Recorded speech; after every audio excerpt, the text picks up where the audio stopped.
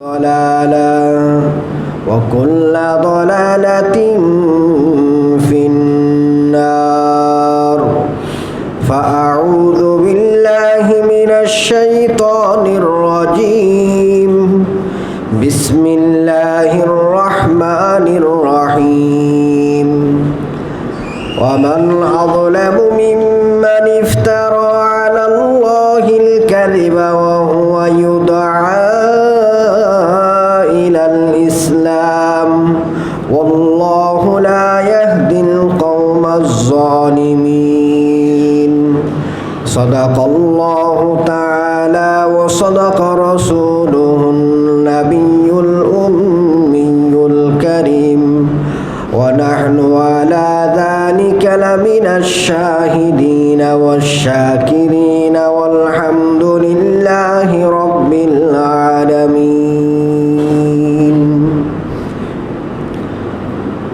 মুআজ্জাজ ও মুহতারাম সম্মানিত মুসল্লিয়ান দিগার মুরব্বিয়ান ইজম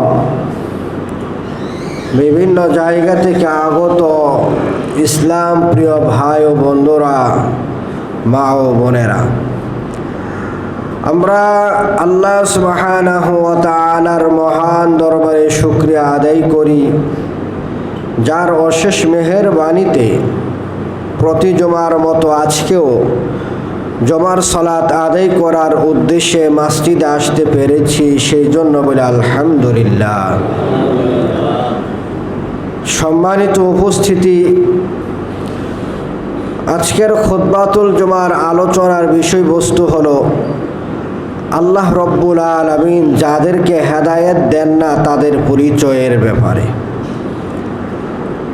আমরা হেদায়েত প্রসঙ্গে আলোচনা করতেছিলাম, হেদায়েত পাওয়ার মাধ্যম বা উপায়গুলো নিয়ে আলোচনা আমরা করেছি। সেই আলোচনায় আমরা অনেক কিছুই জেনেছি। হেদায়েত পাওয়ার যে উপায়গুলো আছে, মৌলিক উপায়গুলো নিয়ে আমরা আলোচনা করেছি। আজকে আমরা এই প্রসঙ্গটি শেষ করে দিব। কাজেই আপনাদের প্রতি আমাদের বিনীত অনুরোধ থাকবে, মনোযোগ সহকারে আলোচনা শুনবেন, শোনার চেষ্টা করবেন এবং মনে রাখবেন যাতে মানতে পারেন। তো হেদায়েত আগেও আমরা বলেছি, এটা আরবি শব্দ, এর অর্থ হলো পথ দেখানো, রাস্তা দেখানো, পথ প্রদর্শন করা। আর যখন আল্লাহর পক্ষ থেকে হেদায়েত দেওয়া, আল্লাহ হেদায়েত দেন, এই ধরনের কোনো কথা আসে, তখন এটার স্বাভাবিক অর্থ হবে আল্লাহ রব্বুল আলামিন তার পক্ষ থেকে নবী রাসূল পাঠিয়ে আসমানি গ্রন্থ এই মানুষদেরকে, পৃথিবীর মানুষদেরকে দিয়ে আল্লাহ তাআলা মানুষদের সফলতার রাস্তাটা, ভালো এবং মন্দ রাস্তাটা তাদের সামনে তুলে ধরেছেন। এটা হলো আল্লাহর হেদায়েত। এখন এই রাস্তাটা দেখানোর পর কেউ যদি স্বেচ্ছায় আল্লাহর দেওয়া সঠিক চিন্তাধারা অবলম্বন করতে চায়, আল্লাহর দেওয়া সঠিক রাস্তায় পরিচালিত হতে চায়, আল্লাহ তাআলা তাকে সেই রাস্তায় চলার সুযোগ করে দেন। পক্ষান্তরে যেই মানুষটা আল্লাহর দেওয়া সঠিক চিন্তাধারা, সঠিক কর্মপদ্ধতির বিপরীতে গিয়ে জীবন পরিচালনা করে, যেই মানুষটা আল্লাহর পক্ষ থেকে দেওয়া ভালো এবং মন্দ রাস্তা এটা যাচাই বাছাই না করে মন্দ রাস্তায় পরিচালিত হয়, আল্লাহ রব্বুল আলামিন সেই মানুষটাকে জোর করে ভালো রাস্তায় ফিরিয়ে আনেন না। এটা হলো হেদায়েত। এই হেদায়েত পাওয়ার জন্য সকলেরই চেষ্টা করা দরকার, সকলেরই কিছু উপায় অবলম্বন করা দরকার, মাধ্যম অবলম্বন করা দরকার। যদিও কখনো কখনো আল্লাহ রব্বুল আলামিন নিজের পক্ষ থেকে মানুষের হৃদয়ে সঠিক রাস্তায় চলার ব্যাপারে হৃদয়ে একটা জাগনা তৈরি করে দেন, তার হৃদয়ে একটা ভাব তৈরি হয়, একটা অনুভব তৈরি হয়, তার মনটা উদ্গ্রীব হয় যে সঠিক পথে চলার। এটা কখনো কখনো এরকমটাও হয়। তবে স্বাভাবিকভাবে হেদায়েত পাওয়ার জন্য আমাদের কতগুলো উপায় বা মাধ্যম অবলম্বন করতে হবে। এরকম কিছু মাধ্যম নিয়ে আমরা এই পর্যন্ত আলোচনা করেছি, যেগুলো মৌলিক মাধ্যম। যেমন হেদায়েত পাওয়ার জন্য আমাদেরকে যথাযথ চেষ্টা করতে হবে। হেদায়েত পাওয়ার জন্য আমাদেরকে মহাগ্রন্থ আল কোরআন বুঝতে হবে এবং সেটা মানতে হবে। কোরআনের ভিতরে যেই কাজগুলো করার কথা আছে সেই কাজগুলো করতে হবে, যেই কাজগুলো বর্জন করার কথা আছে সেই কাজগুলো বাদ দিতে হবে। ঈমান আনতে হবে, পাশাপাশি নেক আমল করতে হবে। রাসূল সাল্লাল্লাহু আলাইহি সাল্লামের অনুসরণ এবং অনুকরণ করতে হবে, ইত্তিবা এবং ইতাআত। রাসূল সাল্লাল্লাহু আলাইহি সাল্লামের ইত্তিবা পাশাপাশি ইতাআত দুটোটাই করতে হবে। সেই সাথে আমরা বলেছিলাম মহান আল্লাহ রব্বুল আলামিনের নিকট হেদায়েত পাওয়ার জন্য এবং হেদায়েত পাওয়ার পর যাতে আমরা গুমরা না হয়ে হেদায়েতের পথে পরিচালিত হতে পারি, সেই জন্য কায়ুমানো বাক্যে হৃদয়ের গভীর থেকে সব সময় আল্লাহর কাছে দোয়া করতে হবে। এই মৌলিক বিষয়গুলো নিয়ে আমরা আলোচনা এই পর্যন্ত করেছি। আজকে আমরা আরেকটা বিষয় আলোচনা করব, এটাও হেদায়েত পাওয়ার গুরুত্বপূর্ণ একটা মাধ্যম। এটা হলো আল্লাহ তাআলা যেই সমস্ত কাজ করলে হেদায়েত দেন না, আল্লাহ রব্বুল আলামিন যেই সমস্ত মানুষদেরকে হেদায়েত দেন না, ওই সমস্ত মানুষদের কর্মগুলো থেকে বিরত থাকতে হবে। আমার কথা বুঝতেছেন? বুঝলে মনোযোগ দিয়ে শুনবেন, অমনোযোগী হবেন না। আমি চেষ্টা করব আপনাদেরকে বুঝিয়ে বলার জন্য, আপনারা চেষ্টা করবেন আমার কথা বুঝে এখান থেকে কিছু একটা ইলম নেওয়ার জন্য, জ্ঞান নেওয়ার জন্য। আল্লাহ রব্বুল আলামিন কিছু কর্ম যারা করে, কিছু মানুষ আছে যে এই অন্যায়, কিছু অন্যায় কাজ আছে, এই অন্যায় কাজগুলো যারা করে আল্লাহ তাদেরকে কি করেন না?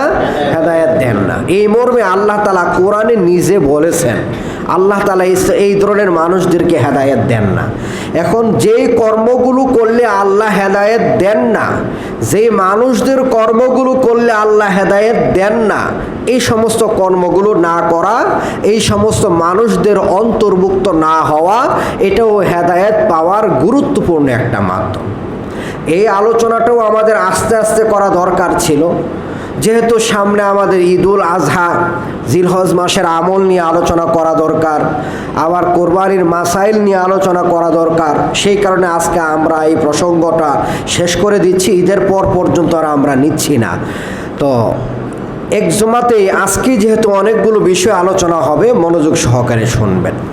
তাহলে আসুন, যেই সমস্ত কর্ম করলে আল্লাহ হেদায়েত দেন না, অথবা যেই সমস্ত মানুষদেরকে আল্লাহ হেদায়েত দেন না, তাদের পরিচয় আমরা জানি, যাতে করে আমরা এই সমস্ত মানুষদের অন্তর্ভুক্ত না হয়।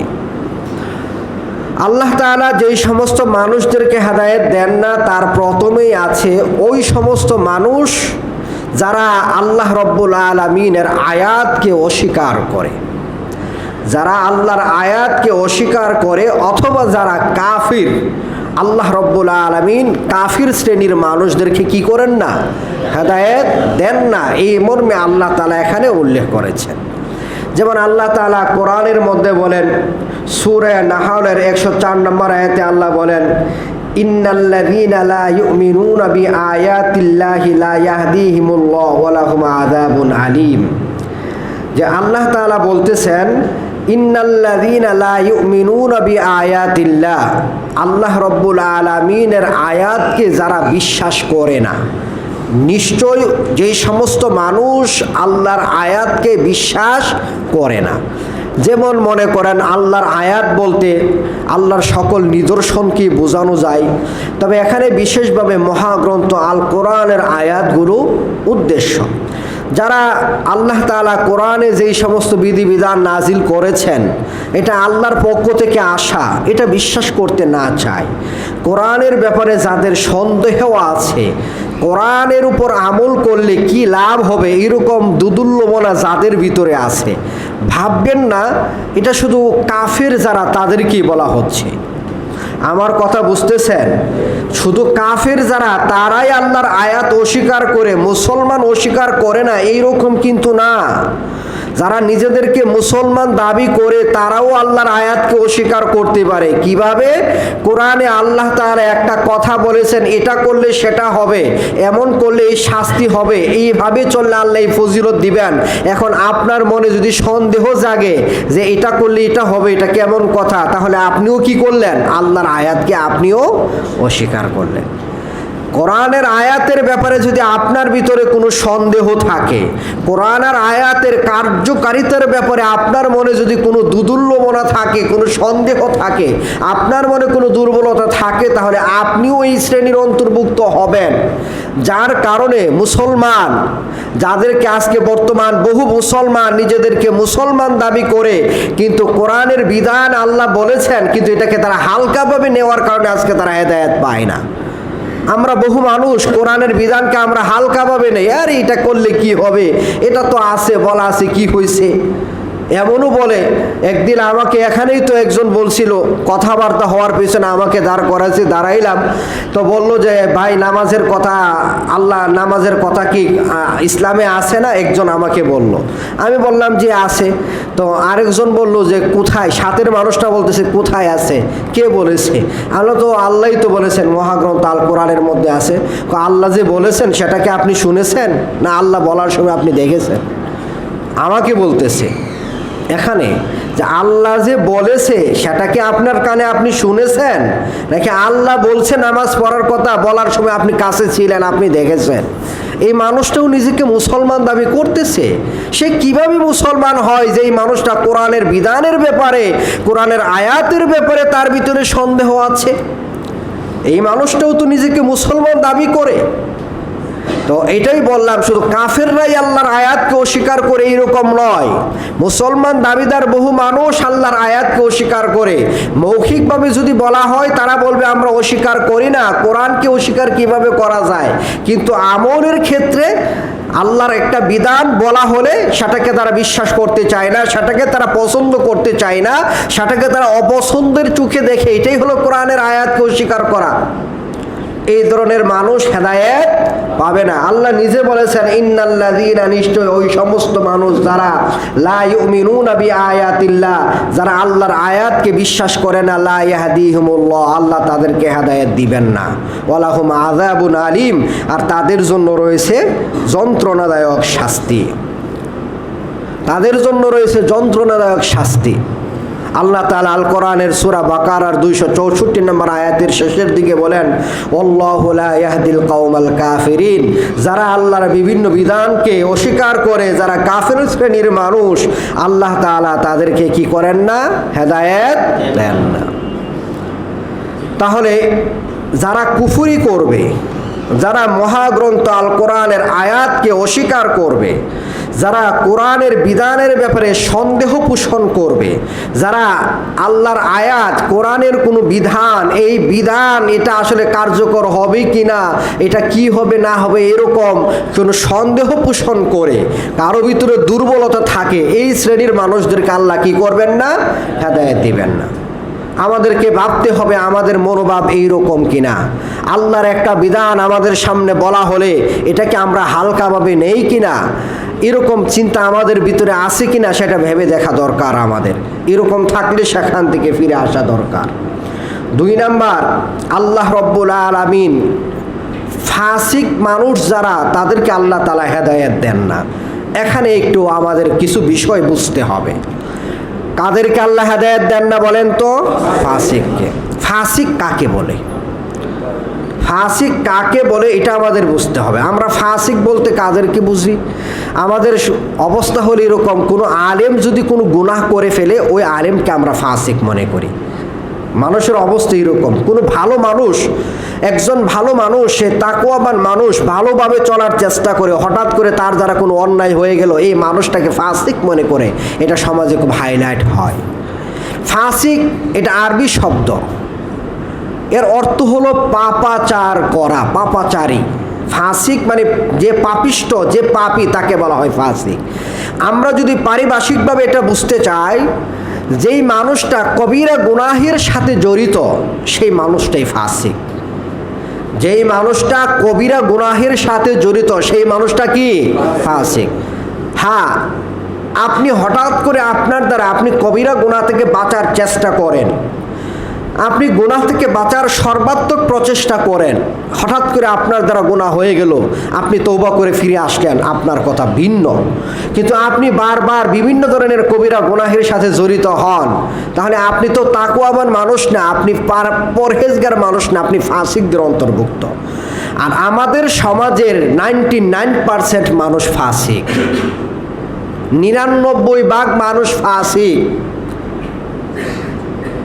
কবিরা গুনাহ করি না আমরা, মানে করতে চাই না, এরকম মানুষ সমাজে কয়জন আছে খুঁজলে বের করা খুব কঠিন হয়ে যাবে। গান শোনা কবিরা গুনাহ, বেপরদার সাথে চলাফেরা করা কবিরা গুনাহ, মিথ্যা কথা বলা কবিরা গুনাহ, হারাম উপার্জন করা কবিরা গুনাহ, সুদের সাথে জড়িত হওয়া কবিরা গুনাহ, মানুষদেরকে গালি দেওয়া, ইমানদারদেরকে গালি দেওয়া কবিরা গুনাহ, বিনা কারণে ঝগড়া করা কবিরা গুনাহ, সন্তানদেরকে সম্পত্তিতে ঠকানো কবিরা গুনাহ, ভাই বোনদেরকে ঠকানো কবিরা গুনাহ, আত্মসাৎ করা কবিরা গুনাহ, চুরি করা ডাকাতি করা কবিরা গুনাহ, সালাত বর্জন করা কবিরা গুনাহ, মানুষদেরকে দেখানোর উদ্দেশ্যে ইবাদত করা কবিরা গুনাহ। কবিরা গুনাহ অভাব নাই। বলেন তো আমরা কোন কবিরা গুনাহটা করি না? দাড়ি চাষা কবিরা গুনাহ, আমরা কয়জন আসি কবিরা গুনাহ থেকে বিরত থাকি?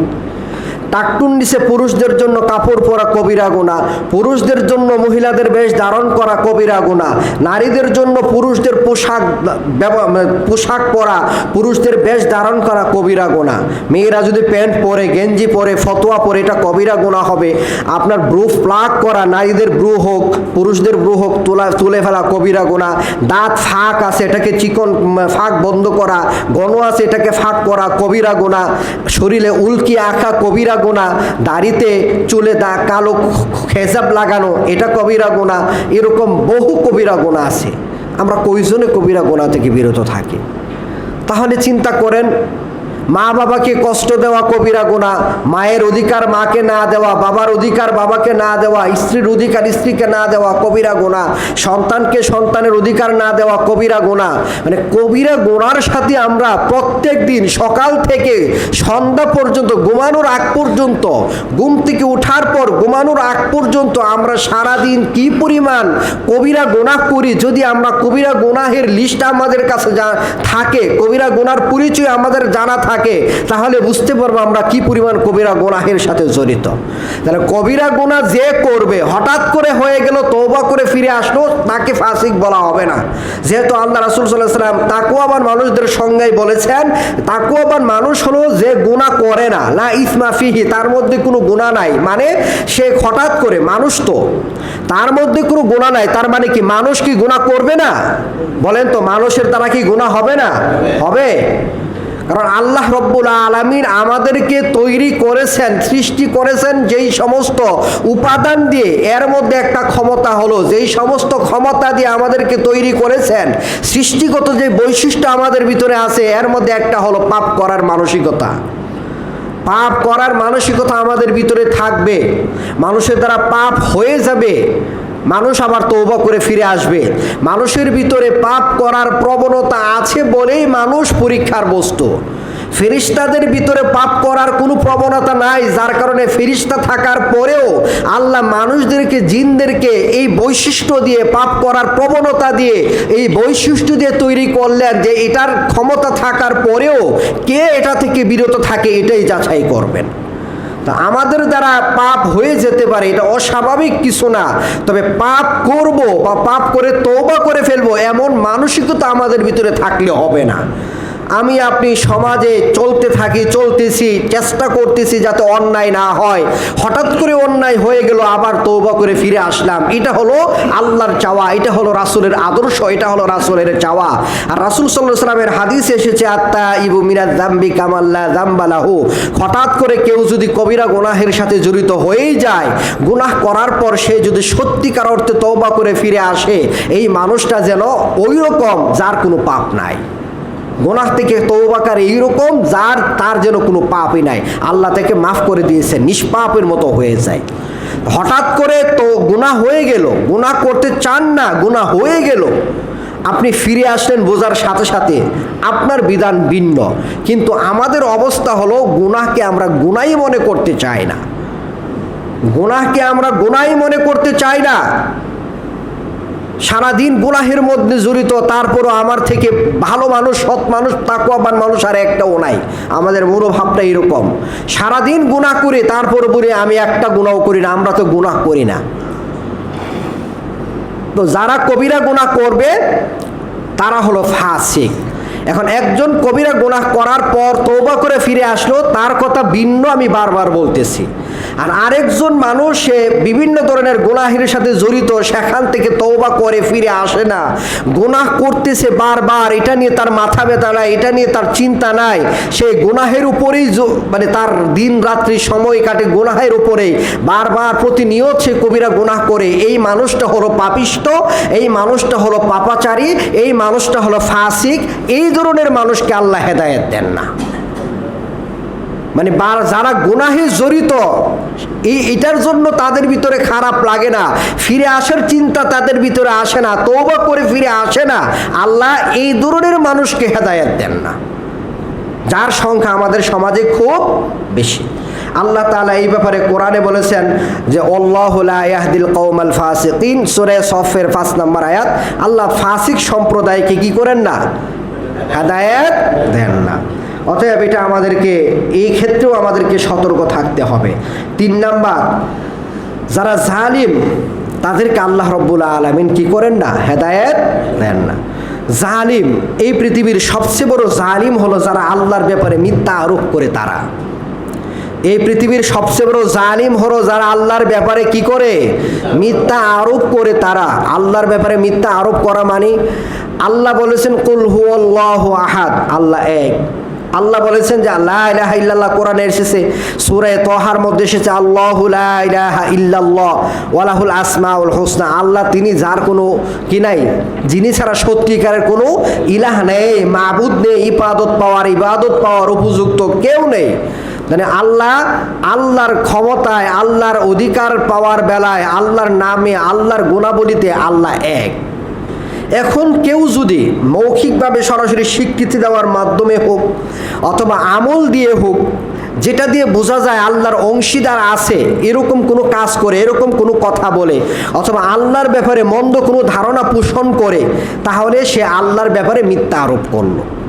যদি কেউ মনে করেন ইবাদত করে আল্লাহরও, আবার অন্য জায়গায়ও সেজদা দেয়, সন্তান আল্লাহর কাছেও চায়, আবার অন্যের কাছেও কি করে সন্তান চায়। যেমন পাগলা মসজিদের সন্তানের জন্য অনেকে কি করে, যেই জায়গায় দান করা হয় ওই জায়গায় নাকি বলে দিতে হয় আমার একটা সন্তান দরকার, আমাকে সন্তান দিও, মানে এই কারণে এখানে দিতেছি, মানে উদ্দেশ্যের কথা নাকি উচ্চারণ করে দিতে হয়। তো এই যে একটা ব্যাপার, এটা আল্লাহর কাজ পাশাপাশি এইগুলো এখানেও চাওয়া হলো। এই যে ব্যাপার, এইগুলো করলে আল্লাহর প্রতি মন্দ ধারণা হয়, আল্লাহর প্রতি মিথ্যারোপ করা হয়। আল্লাহ অসুস্থতা দিলেন, আল্লাহ অসুস্থতা আপনার গুনাহের কারণে আপনাকে শাস্তি স্বরূপও দিতে পারেন, আপনার নিয়ম কানুনে আপনার কর্মে সমস্যা ছিল, কর্মের কারণেও আসতে পারে, অথবা আল্লাহ আপনার গুনাহ মাফও করতে পারেন, আল্লাহ আপনাকে পরীক্ষাও করতে পারেন।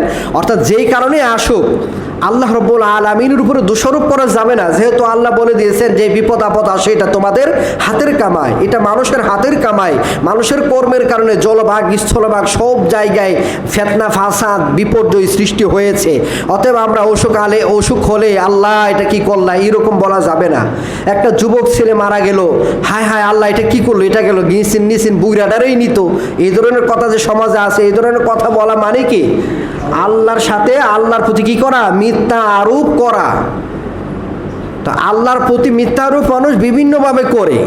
আল্লাহর প্রতি যদি মিথ্যা আরোপ করা হয়, এটা হলো সবচেয়ে বড় জুলুম।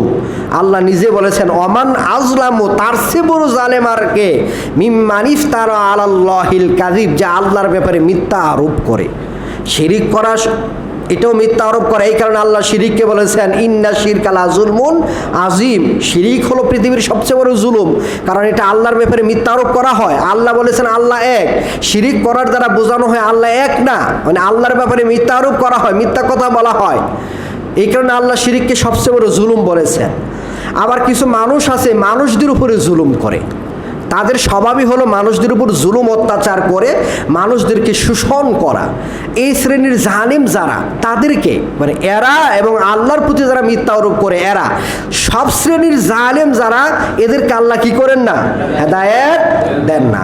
এই কারণে দেখবেন যারা জুলুম করে দিন দিন তাদের জুলুমের পরিণতি কি হয়? বাড়তেই থাকে। দিন দিন তাদের জুলুমের পরিণতি বাড়তেই থাকে, জুলুম করার পরিণতি বাড়তেই থাকে, কমে না। তো এই যে একটা ব্যাপার, এটা আমাদের মাথায় রাখতে হবে। আল্লাহ তাআলা এই ব্যাপারে সূরা সফের ৭ নম্বর আয়াতে বলেছেন, আল্লাহু লা ইয়াহদিল কওমাজ জালিমিন, আল্লাহ জালিম সম্প্রদায়কে হেদায়েত দেন না। ৪ নাম্বার, আল্লাহ যাদেরকে হেদায়েত দেন না, প্রথমে আমরা বললাম যারা আল্লাহর আয়াত অস্বীকার করে বা কাফির। এখানে এই আয়াত অস্বীকারীদের ভিতরে মুসলমানও আছে, শুধু কাফির না, মুসলমান যারা তারাও আছে। এটা আমরা বুঝাইলাম কিভাবে হয়। এরপরে বললাম যারা ফাসিক তাদেরকে আল্লাহ হেদায়েত দেন না। ৩ নাম্বার আমরা বললাম যারা জালিম তাদেরকে আল্লাহ হেদায়েত দেন না। ৪ নাম্বার, যে মানুষটা সীমা লঙ্ঘন করে এই মানুষটাকেও আল্লাহ রব্বুল আলামিন হেদায়েত দেন না। সীমা লঙ্ঘন করা মানে আল্লাহর দেওয়া সীমা আছে, আপনি প্রত্যেকটা কাজ কি পরিমাণ করতে পারবেন। আল্লাহ তাআলার সীমা হলো হারামগুলো, মানে যেই কাজটা হারাম এটা হলো আল্লাহর সীমা, আপনি হারামে যেতে পারবেন না, এই সীমানায় আপনি যেতে পারবেন না। কারণ যারা এই চিন্তা করে না অনেকটা ফাসেকের মতো, এই চিন্তা না করলেই তো ফাসেক হয়। তো এই চিন্তা যারা করে না তারাই আপনার সীমা লঙ্ঘনকারী। আর আল্লাহ রব্বুল আলামিন বলেছেন যে আল্লাহ তাআলা ইন্নাল্লাহা লা ইয়াহদি মান হুয়া মুসরিফুন কাজ্জাব, আল্লাহ তাআলা সীমা লঙ্ঘনকারী যারা তাদেরকে আল্লাহ তাআলা হেদায়েত দেন না। এই চিন্তা আমাদের মাথায় রাখতে হবে। এরপর যে ব্যাপারটা ৫ নাম্বার, সেটা হলো মিথ্যা কথা যারা বলে, মিথ্যার সাথে জড়িত যারা, মিথ্যুক যারা, মিথ্যাবাদী যারা, তাদেরকে আল্লাহ তাআলা হেদায়েত দেন না। এই মর্মে আল্লাহ নিজে বলেছেন, ইন্নাল্লাহা লা ইয়াহদি মান হুয়া কাযিবুন কাফার, সূরা জুমারের ৩ নম্বর আয়াত। ইন্নাল্লাহা লা ইয়াহদি মান হুয়া কাযিবুন কাফার, আল্লাহ রব্বুল আলামিন হেদায়েত দেন না যেই মানুষটা মিথ্যুক, যেই মানুষটা কাফের, তাদেরকে। মিথ্যা কথা যারা বলে তাদেরকে আল্লাহ হেদায়েত দেন না। অথচ আজকে মিথ্যা কথা বলা আমাদের কাছে সবচেয়ে সহজ কাজ। ঘুমাবেন না, একটু নড়ে চড়ে বসেন। এই অনেকেই ঘুমাচ্ছেন, এই আলোচনায় যদি ঘুমান তাহলে শিখবেন কি?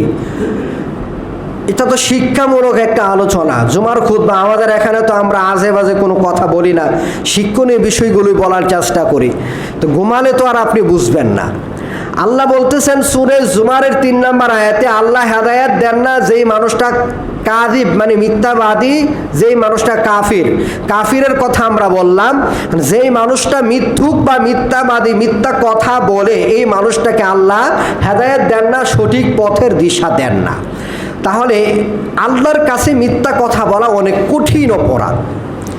আবার আল্লাহ নবী সাল্লাল্লাহু আলাইহি সাল্লাম সবচেয়ে বড় অন্যায় কি, সবচেয়ে বড় গুনাহ কি, বড় বড় কবিরা গুনাহ মানে কবিরা গুনার মধ্যেও বড় পর্যায়ের কোনগুলা, এইগুলোর কথা একদিন বলতে গিয়ে আল্লাহ রাসূল সাল্লাল্লাহু আলাইহি সাল্লাম বিভিন্ন অন্যায়ের কথা বলতেছেন, জাদু করা, এই করা, সেই করা, বিভিন্ন অন্যায়ের কথা বলতে বলতে তিনি হেলান দেওয়া অবস্থায় ছিলেন। তিনি হেলান দেওয়া থেকে সোজা হয়ে বসলেন, সোজা হয়ে বসার পর বারবার বলতেছিলেন, মিথ্যা সাক্ষ্য দেওয়া বা মিথ্যা কথা বলা, মিথ্যার সাথে জড়িত হওয়া, এই মিথ্যা কথা বলা, মিথ্যা সাক্ষ্য দেওয়া, মানুষের উপরে মিথ্যা আরোপ করা, মানে মিথ্যা জিনিসটা এটা হলো সবচেয়ে বড় পাপ। অন্যগুলো হেলান দেওয়া অবস্থায় বললেন, এটা সোজা হয়ে বসে তারপর বললেন, বারবার এই কথা বলতেছিলেন। সাহাবী বলেন, আমরা আসলে মনে মনে বলতেছিলাম, হায় রাসূল যদি একটু চুপ করে যেতেন, এতবার বলতেছেন যদি একটু চুপ করে যেতেন। তা এটার বেলায় রাসূল এত গুরুত্ব সহকারে বললেন, তার কারণ কি? তার কারণ হলো এটা ধ্বংসাত্মক একটি পাপ। বড় বড় 7টা ধ্বংসাত্মক পাপ আছে, যে পাপগুলো করলে মানুষের ধ্বংস অনিবার্য। তার মধ্যে একটা হলো মিথ্যা কথা বলা, মিথ্যা সাক্ষ্য দেওয়া, মানুষের উপর মিথ্যা আরোপ করা, মিথ্যার সাথে জড়িত হওয়া। এটা এমন একটা অন্যায়, এটা একটা মানুষকে ধ্বংস করে দেয়। তারপরেও মানুষ এই মিথ্যার সাথে জড়িত হবে খুব বেশি। মিথ্যা কথাকে মানুষ এটা বড় কোনো অন্যায় মনে করবে না, এটাকে খুব হালকাভাবে নেবে। এই কারণে রাসূল সাল্লাল্লাহু আলাইহি সাল্লাম এটার প্রতি সতর্ক করার জন্য, তিনি এটার ভয়ানকতা বোঝানোর জন্য, ভয়াবহতা বোঝানোর জন্য আল্লাহ রাসূল সাল্লাল্লাহু আলাইহি সাল্লাম সোজা হয়ে বসে বারবার বলতেছিলেন। আজকে কিন্তু তাই হলো। আজকে মোবাইলের যুগ, আমরা আসলে মোবাইলে খুব সহজেই আমরা কি কথা বলে ফেলি, মিথ্যা কথা বলে ফেলি। এটা তো বলাই লাগে না, মানে মিথ্যা কথা মানে এত সহজ, এর মতো সহজ আর কোনো অন্যায় আছে কিনা আল্লাহ ভালো জানেন। মিথ্যা কথা আমরা খুব বেশি বলি। এরপরে আপনি মনে করেন যে ব্যবসা বাণিজ্যের কথা বলেন, সেখানে আছে মিথ্যা, সেখানে মিথ্যা। স্বামী স্ত্রীকে সন্তুষ্ট করতে গিয়ে বলে মিথ্যা কথা, স্ত্রী স্বামীকে সন্তুষ্ট করতে গিয়ে বলে মিথ্যা কথা। এখানে একটা বিষয় বুঝতে হবে, আমরা মনে করি অনেকেই এরকমটা আমাদের ধারণা যে কিছু কিছু জায়গায় মিথ্যা কথা বলা যায়, যেমন যুদ্ধের মাঠে, এর মধ্যে স্ত্রীর সাথে মাঝে মাঝে মিথ্যা কথা বলা যায়। এই কথা বলে আমরা যে কোনো ব্যাপারে মিথ্যা কথা বলি, এটার ব্যাখ্যা আমরা বুঝি না। এখানে স্ত্রীর সাথে মিথ্যা না, মূলত তাউরিয়া করা যায়। আর সেটা কোন ক্ষেত্রে? এটা হলো আপনি আপনার বউয়ের জন্য একটা জিনিস কিনে আনলেন, একটা শুধুমাত্র এই ক্ষেত্রে, এছাড়া অন্য কোনো ক্ষেত্রে না। আপনি আপনার বউয়ের জন্য একটা কাপড় কিনে আনলেন, কাপড়টা কিনে আনলেন মনে করেন যে 800 টাকা দিয়ে। আপনি এসে বললেন, বউ বললো এটার দাম কত? বলে কিনছি অনেক দাম। আরে অনেক দাম মানে কত দাম? কতটা কিনছো? আরে অনেক দাম দিয়ে কিনছি। তা এগুলো কি আর 1-1.5 টাকা দিয়ে পাওয়া যায়? এই যে একটা কথা, আপনি কিন্তু বলেন নাই কত টাকা দিয়ে কিনছেন। স্ত্রী মনে করবে কি আমি এটা অনেক অনেক টাকা দিয়ে কিনছি, এটার দাম কিন্তু কম, স্ত্রী কিন্তু খুশি হয়ে যাবে। এই যে একটা ব্যাপার, এইরকম তাউরিয়া করা এই ক্ষেত্রে শুধু বৈধ। এটার মানে এটা না স্ত্রীর কাছে আপনি অন্যায় করে যাবেন আর স্ত্রীকে বলবেন কি সম্পর্ক যাতে খারাপ না হয় এই কারণে আপনি মিথ্যা কথা বলে ফেলবেন। আপনি একটা অন্যায় করবেন, স্ত্রী জিজ্ঞাসা করলো থাক মানুষ তো কিছু করে, এখন আমি যদি স্বীকৃতি দেই তাহলে তো এটা আমার সম্পর্ক খারাপ হবে, আমি মিথ্যা কথা বলে ফেললাম। স্ত্রী একটা অন্যায় করলো, স্বামী জিজ্ঞাসা করলো, স্বামী তো আর দেখে না আমি এই কাজটা করছি, আচ্ছা আমি কাজটা করি নাই, এর মানে কিন্তু এটা না। তাহলে তো সব স্বামী স্ত্রীর কাছে মিথ্যা কথা বলতে পারবে, সব স্ত্রী স্বামীর কাছে মিথ্যা কথা বলতে পারবে। তাহলে ফ্যামিলিতে হয়ে যাবে মিথ্যার একটা আখড়া, মিথ্যার একটা আড্ডাখানা, মিথ্যার একটা আস্তানা হয়ে যাবে। এখানে কোনো মিথ্যার সমস্যা নাই। অনেকে এরকমটা মনে করেন না, কোশ্চিনকালও এরকমটা মনে করবেন না। একটা ব্যাপার হলো তাউরিয়া, আর একটা হলো মিথ্যা। যেই জায়গায় মিথ্যার কথা বলা আছে এখানে তাউরিয়া করার কথাই মূলত বলা হয়েছে। এরপরেও কখনো কখনো যুদ্ধের ক্ষেত্রে কিছুটা মিথ্যার আশ্রয় নেওয়া যায়, মুসলিমদের পক্ষে যদি কি হয় কিছু ক্ষতি মানে উপকার হয় কাফেরদের বিরুদ্ধে। আর তাউরিয়া মানে শুনতে মনে হয় মিথ্যা, আসলে এটা মিথ্যা না। যেমন ইব্রাহিম আলাইহিস সালাতু ওয়াস সালাম, উনি সব মূর্তিগুলো ভাঙছিলেন, ভাঙ্গার পর বড়টার কাঁধে কোরালটা রেখে দিয়েছিলেন। যখন জিজ্ঞাসা করলেন তুমি মারছো কিনা, তুমি ভাঙছো কিনা, পরে ইব্রাহিম আলাইহিস সালাম বললেন কি বরং কি করছে এটার বড়টাই ভাঙছে। ইব্রাহিম আলাইহিস সালাম তো এদের থেকে বড়ই ছিলেন, এরা বুঝলো কি ওই মূর্তিটা মনে হয় ভাঙছে, আসলে তো মূর্তিটা ভাঙে নাই। ইব্রাহিম আলাইহিস সালামকে যখন বলেছিলেন চলো আমরা মেলায় যাই, ইব্রাহিম সালাম বলেছিলেন আল্লাহ সাকিম, আমি অসুস্থ। ইব্রাহিম আলাইহিস সালাম শারীরিকভাবে অসুস্থ ছিলেন না, আর্থিকভাবে অসুস্থ ছিলেন, তার মন চাইতো না এটা করার জন্য। মন এই ক্ষেত্রে অসুস্থ, মন এটা পছন্দ করে না, ওই দিকে ইঙ্গিত করছে, কিন্তু দেখতে তো বোঝা যায় কি মিথ্যা কথা। রাসূল সাল্লাল্লাহু আলাইহি সাল্লাম বহু যুদ্ধ মানে তাবুক যুদ্ধ ছাড়া প্রায় সবগুলো যুদ্ধের বেলায় রাসূলের কাজকর্ম দেখে, কথা আচার ব্যবহার দেখে বোঝা যাইতো রাসূল উত্তর দিকে যাবেন।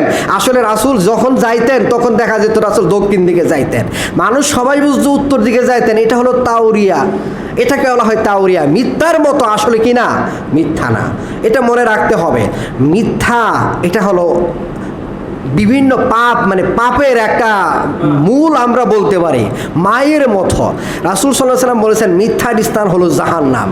আপনি যদি মিথ্যা কথা বলেন, এটা ব্যবসা প্রতিষ্ঠানে হোক, এটা ফ্যামিলিতে হোক, বন্ধু বান্ধবের সাথে হোক, মোবাইলে হোক, যে কোনো জায়গায় হোক, দিনের ব্যাপারে হোক, মিথ্যা কথা যারা বলে আল্লাহ তাদেরকে পছন্দ করেন না।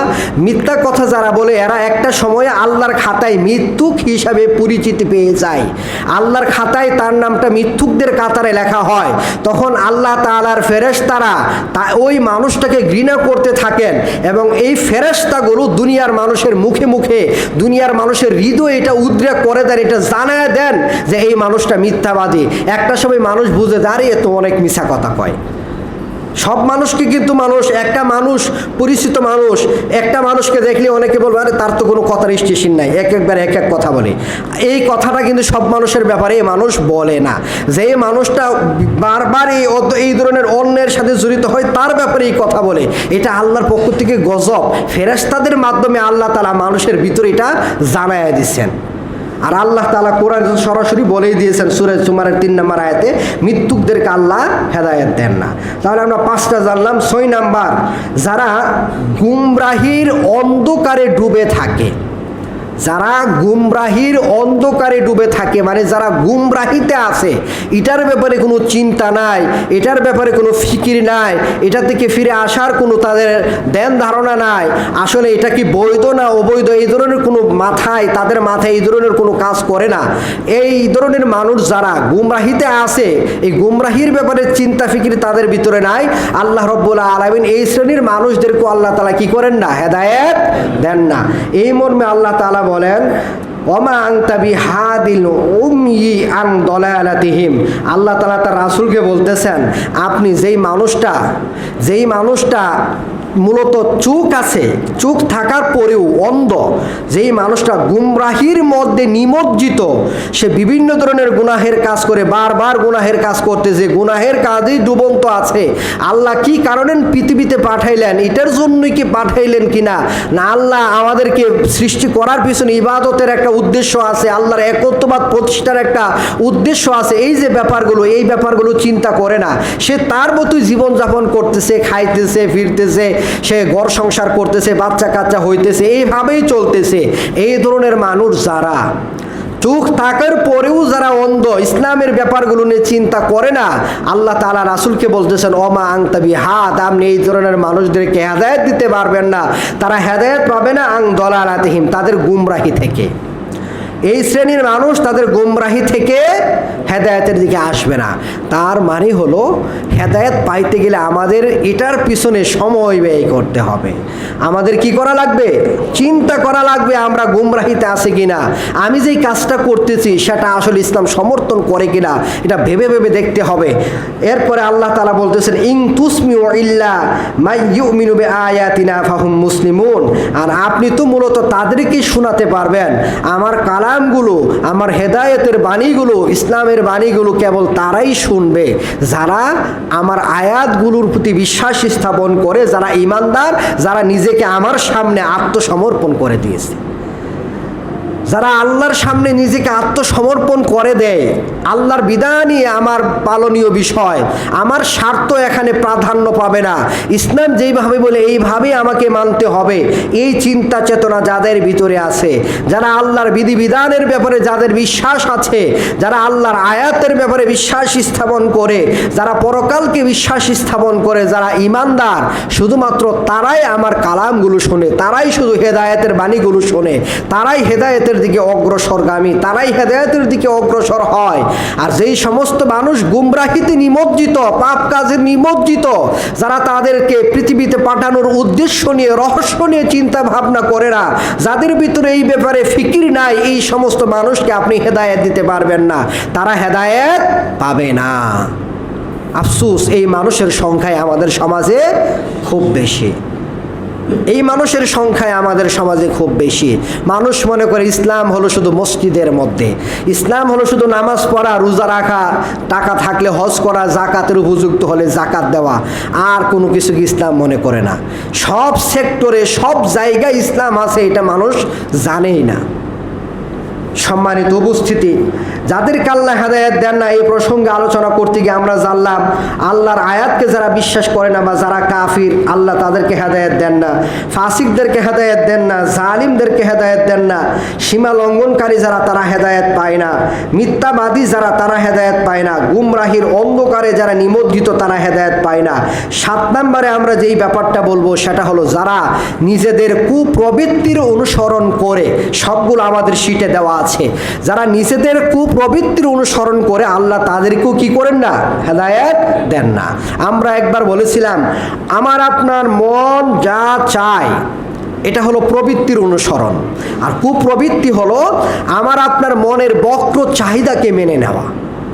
মন ভালো কাজ করতে চাইতে পারে, এটা তো খারাপ বিষয় না, আবার মন খারাপ কাজ করতেও চাইতে পারে। এখন খারাপ কাজ করতে চাওয়া এটা হলো আমার আপনার মনের বাঁকা চাহিদা, বক্র চাহিদা। এই চাহিদাকে যদি আমরা প্রাধান্য দিয়ে এটাকে আমরা মেনে নেই, এটাই হবে কুপ্রবৃত্তির অনুসরণ। সহজভাবে বলতে গেলে আমার আপনার মন ইসলামের বিরুদ্ধে যেই কাজগুলো করতে চায় সেই কাজগুলো করাই হলো কুপ্রবৃত্তির অনুসরণ করা।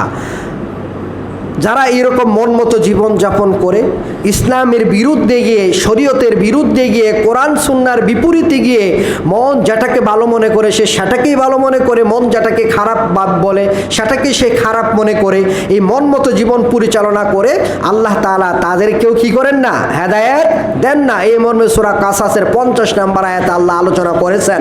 বরং এই আয়াতে আল্লাহ বলেছেন এরা হলো সবচেয়ে বেশি গুমরা।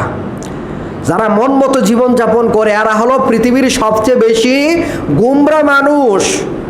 আরেক জায়গায় আল্লাহ বলছেন, সূরা মুহাম্মদে আল্লাহ বলছেন মন মতো যারা চলে আল্লাহ তাদের মনে, তাদের হৃদয়ে তালা মারে দিয়েছেন। হৃদয়টা যদি তালা মারা থাকে, তালাবদ্ধ ঘরে কি ঢোকা যায় বলেন তো? না।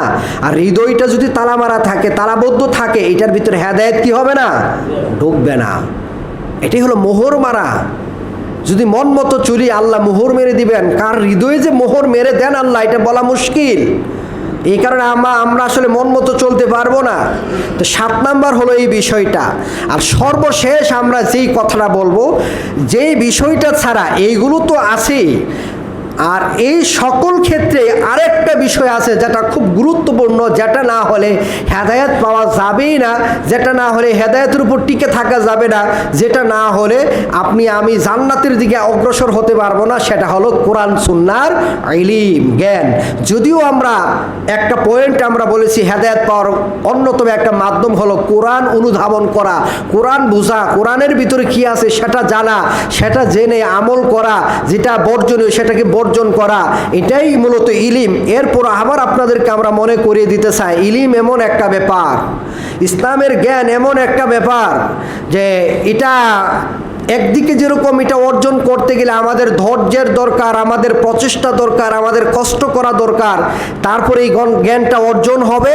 অন্যদিকে এই জ্ঞানটা এত ফজিলতপূর্ণ যে ইসলামের জ্ঞান ছাড়া ইসলামের উপর টিকে থাকা কারো পক্ষে সম্ভব না। বলতে গেলে মূর্খ যারা, দিনের ব্যাপারে মূর্খ যারা, এদের বলতে গেলে ইসলামী স্থানটা একেবারে নগণ্য, নাই বললেই চলে। ইল্লা মাশাআল্লাহ, আল্লাহ কাউকে যদি দয়া করেছেন ইসলামের জ্ঞান নাই, কাফির ছিল, হঠাৎ করে ঈমান আনছে, ঈমানটা শুধু লা ইলাহা ইল্লাল্লাহ বুঝছে, বোঝার সাথে সাথে ঈমান আনার সাথে সাথে মারা গেল, তার কথা ভিন্ন, তার ফায়সালা আল্লাহর কাছে। স্বাভাবিক নিয়ম হলো আপনি দিনের জ্ঞান ছাড়া কোনটা দিন এটা আপনি বুঝবেন কিভাবে? দিনের জ্ঞান ছাড়া কোনটা আল্লাহর বিধান, রাসূলের বিধান, এটা আপনি বুঝবেন কিভাবে? দিনের জ্ঞান ছাড়া, ইসলামের জ্ঞান ছাড়া, ইলম ছাড়া কোনটা জান্নাতে যাওয়ার রাস্তা, কোনটা জাহান্নামে যাওয়ার মাধ্যম, এটা আপনি বুঝবেন কিভাবে? ইলম ছাড়া তো এটা বোঝা সম্ভব নয়। কোন মানুষটা ফাসিক, কোন মানুষটা আয়াতকে অস্বীকার করে, কোন মানুষটা জালিম, কোন মানুষটা মিথ্যুক, কোন মানুষটা সীমা লঙ্ঘনকারী, কোন মানুষটা মন মতো চলে, এটা আপনি বুঝবেন কিভাবে? কোন মানুষটা অন্ধকারে নিমজ্জিত, এটা আপনি বুঝবেন কিভাবে জ্ঞান ছাড়া? ইসলামের জ্ঞান ছাড়া তো এটা বোঝা সম্ভব না। এই কারণে তো যারা এই অন্যায়গুলো করে তারাও বলে আমরা কোনো অন্যায় করি না। কেন বলে? কারণ তাদের ভিতরে কি নাই? দিনের জ্ঞান নাই। অতএব সম্মানিত উপস্থিতি, আসুন আমরা এই বিষয়গুলোকে গুরুত্ব দেই। বিশেষ করে দেখেন, এই জ্ঞানের কথা বললে অনেকের ভিতরে, বিশেষ করে বয়স্ক মানুষ যারা, আপনাদের ভিতরে এই জাগনা আসতে পারে, আমাদের তো বয়স হয়ে গেছে, আমরা কি এখন আর মাদ্রাসায় পড়াশোনা করতে পারবো? আমরা কিভাবে জ্ঞান অর্জন করব? আসলে জ্ঞান অর্জন করা মানেই তো মাদ্রাসায় পড়াশোনা করা বুঝাই, বিষয়টা এরকম নয়। জ্ঞান অর্জন, দিনের জ্ঞান অর্জন করা মানে প্রতিষ্ঠানে পড়াশোনা করা বুঝায় এইরকম নয়। প্রতিষ্ঠানে পড়াশোনা করেও দিনের জ্ঞান অর্জন করা যায়, তবে দিনের জ্ঞান অর্জন করার পুরাতন মাধ্যম, প্রাচীন মাধ্যম, যদিও এটাকে মাদ্রাসা অনেকে বলি আমরা, সেটা হলো জুমার খুতবা থেকে কি করা? জ্ঞান অর্জন করা। বিভিন্ন ইসলামিক সেমিনার থেকে জ্ঞান অর্জন করা। আসহাবে সুফফা যারা, তারা ওই মসজিদের নববীতে থেকে তারা কি করতো? রাসূলের জ্ঞান অর্জন করতেন। এটা থেকে বলা হয় এটা ছিল মাদ্রাসার মতো। আবার রাসূল সাল্লাল্লাহু আলাইহি ওয়াসাল্লামের জুমার খুতবাতে সবাই তো আসহাবে সুফফার অংশগ্রহণ করতে পারতো না, সবাই তো আর এখানে অবস্থান করে জ্ঞান অর্জন করতে পারতো না। বহু সাহাবায়ে কেরাম তারা জুমার খুতবাতে উপস্থিত থেকে সেখান থেকে জ্ঞান অর্জন করতেন, ঈদের খুতবা শুনে সেখান থেকে জ্ঞান অর্জন করতেন। রাসূল সাল্লাল্লাহু আলাইহি ওয়াসাল্লাম মাঝে মাঝে খুতবা দেওয়ার জন্য সবাইকে আহ্বান করতেন, সেখান থেকে জ্ঞান অর্জন করতেন। এরপরে রাসূলকে প্রশ্ন করে তারা জেনে নিতেন, এইভাবে তারা জ্ঞান অর্জন করতেন। এই মাধ্যম অবলম্বন করা তো আমাদের সবার পক্ষেই সম্ভব। জুমার খুতবাতে মুরব্বী ছোট বড় সবাই আমরা উপস্থিত থাকতে পারি, আমরা মনোযোগ সহকারে আলোচনা শুনলে আমরা এখান থেকে একটা জ্ঞান নিতে পারি। 52টা জুমায় বছরে 52টা বিষয় নিয়ে আলোচনা হয়, এটা কম কিছু নয়, অনেক বড় ব্যাপার। 2 ঈদের খুতবাতে বিভিন্ন বিষয় নিয়ে আলোচনা করা হয়, এরপরে আপনার বিভিন্ন সময় সেমিনার সিম্পোজিয়াম হয়, এই সমস্ত আলোচনা থেকে আমরা জ্ঞান অর্জন করতে পারি। এরপরেও কোনো বিষয় জানার থাকলে যারা জানেন তাদের কাছ থেকে আমরা জেনে জ্ঞান অর্জন করতে পারি। কথা হলো আমাদেরকে দিনের পথে থাকতে গেলে, হেদায়েত পাইতে গেলে, হেদায়েতের উপর অটল থাকতে গেলে, গুমরাহি থেকে বাঁচতে গেলে দিনের জ্ঞান অবশ্যই অবশ্যই আমাদের লাগবে, এছাড়া সম্ভব নয়। অতএব সম্মানিত উপস্থিতি, আসুন আল্লাহ রব্বুল আলামিনের যে আয়াতগুলো থেকে আমরা যে জানতে পারলাম যাদেরকে আল্লাহ হেদায়েত দেন না, আমরা যাতে এই সমস্ত মানুষদের অন্তর্ভুক্ত না হয় সেই চেষ্টা আমরা করি। হেদায়েত পাওয়ার মৌলিক আরও কিছু মাধ্যম যা আমরা আলোচনা করেছি, এই মাধ্যমগুলো আমরা অবলম্বন করি। সেই সাথে আমরা নিজেদেরকে দিনের জ্ঞান অর্জন করার পিছনে আমরা যাতে মেহনত করতে পারি, সময় দিতে পারি, শ্রম দিতে পারি, আমরা যাতে ধৈর্য ধরে আমরা যাতে জ্ঞান অর্জন করতে পারি, সেই জন্য নিজেদেরকে আমরা গড়ে তুলি। আল্লাহ রব্বুল আলামিন আমাদের সবাইকে আমরা যে আলোচনা করলাম, বিশেষ করে হেদায়েত পাওয়ার মাধ্যমগুলো যাতে আমরা মানতে পারি, যেই সমস্ত মানুষদেরকে আল্লাহ হেদায়েত দেন না আমরা যাতে তাদের অন্তর্ভুক্ত না হয়, সেই তৌফিক আমাদের সবাইকে দান করুন, আমিন।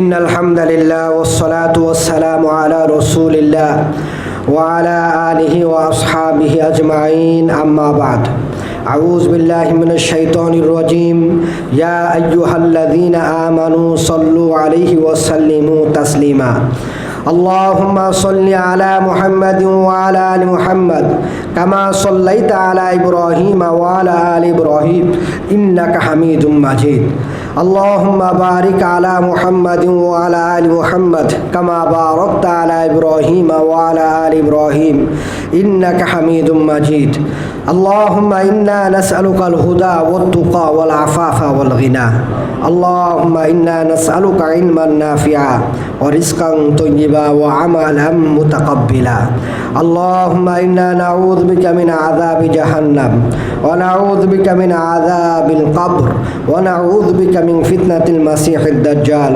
ونعوذ بك من فتنة المحيا والممات اللهم إنا نعوذ بك من الماثم والمغرم اللهم إنا نعوذ بك من الكفر والفقر ونعوذ بك من عذاب القبر اللهم اغفر لنا وارحم على أمواتنا واغفر لنا وللمؤمنين والمؤمنات والمسلمين والمسلمات اللهم حاسبنا حسابا يسيرا اللهم إنك عفو كريم تحب العفو فاعف عنا اللهم لا تزغ قلوبنا بعد إذ هديتنا وهب لنا من لدنك رحمة إنك أنت الوهاب اللهم أجرنا من النار اللهم إنا نسألك الجنة الفردوس اللهم ظلمنا أنفسنا وإن لم تغفر لنا وترحمنا لنكونن من الخاسرين اللهم آتنا في الدنيا حسنة وفي الآخرة حسنة وقنا عذاب النار اللهم تقبل منا إنك أنت السميع العليم سبحانك اللهم وبحمدك أشهد أن لا إله إلا أنت أستغفرك وأتوب إليك